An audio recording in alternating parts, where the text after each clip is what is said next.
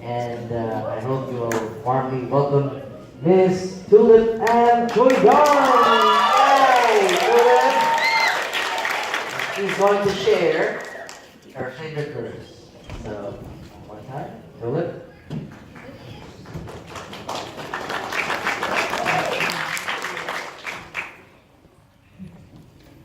Have you ever had trouble identifying whether or not you're perfect or special? Or have you ever been in a type of situation where you thought God didn't have a plan for your life? There is always someone who thinks that they don't have a purpose. Maybe that someone is you, or maybe it isn't. If you are one of those people, there is a verse in the Bible that will help. In Ephesians 2:10 it says, "For we are his workmanship, created in Christ Jesus unto good works, which God hath before ordained that we should walk in them." I just so happened to stumble upon this verse while I was reading a devotional one day. And as I was making an effort to understand the verse, I couldn't take my mind off the word workmanship. What exactly is workmanship? So I thought for a second, what is the best word to replace workmanship? And the first word that came into mind was masterpiece. For we are his masterpiece. We are his masterpiece.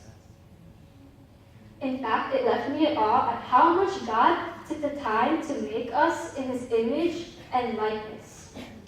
He made us, his creation, as a masterpiece of breathtaking beauty, that nothing, not even the finest work of art, is as flawless as us.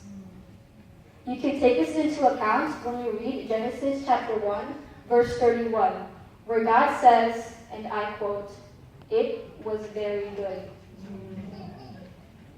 He expresses here that he was satisfied with the creation he had made. He was satisfied with us.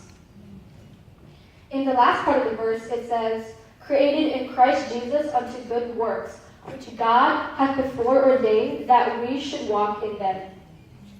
Do you notice how the word works is placed in this certain part? Created in Christ Jesus unto good works. This actually holds a very important meaning to this message, because what it means is nothing is obtained through God without working for it. You can't graduate college if you don't make an effort to study hard enough. And you can't get a good paying job like being a surgeon or a doctor or a lawyer without graduating college. The same goes for the Christian. You can't ask God if you can go to heaven if you don't live and abide by his principles. We are all held accountable for our own actions, especially when it comes to God's work for us. Now you may be thinking, does God have any good works in store for me? The answer to that is a definite yes. But what's holding you back from actually achieving those good works is your fear of stepping into it. You may be afraid to move to a different state or a country. You might even be afraid to stand on the platform and speak. Or you might find it uncomfortable changing to a new field of work.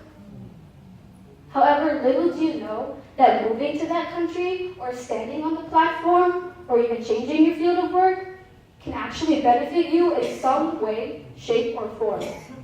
All it takes is that one little step.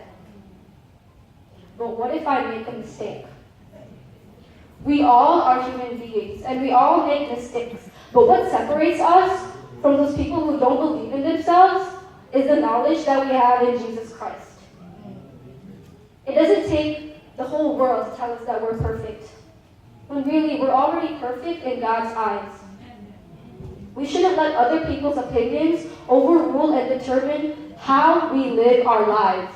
Yeah. Because what they find appealing is irrelevant when we identify ourselves as God's masterpiece. I identify myself as God's masterpiece. Do you?